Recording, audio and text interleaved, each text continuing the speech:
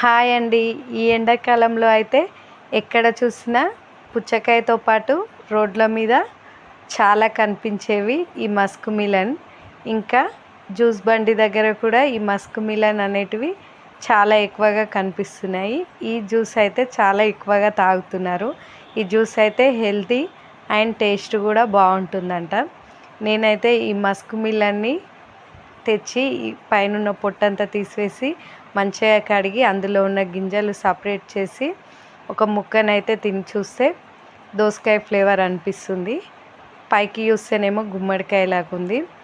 దీన్ని అయితే Musk melon అంటారంట. ఇంకా గింజలన్నీ సపరేట్ చేసిన తర్వాత ఈ మస్క్ మిలన్ ముక్కలుగా కట్ చేసుకొని జ్యూస్ జార్లో అయితే వేసుకోవాలి.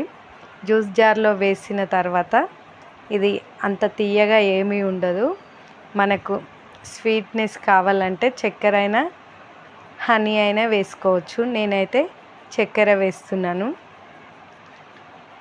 ఒక గ్లాస్ చిక్కటి పాలు కూడా పోసుకోవాలి. మరింత రుచి అనేది ఉంటుందన్నమాట. ఇంకా ఒక గ్లాస్ వరకు కూల్ వాటర్ పోసుకోవాలి. వాటర్, పాలు, షుగర్ ఈ ముక్కలను అయితే మంచిగా మళ్ళీ వడబోసే పని లేకుండా గ్రైండ్ అయితే చేసుకోవాలి. మంచిగా జ్యూస్ వచ్చేంతవరకు ఒక 5 నిమిషాలు అయితే గ్రైండ్ చేసుకోవాలి.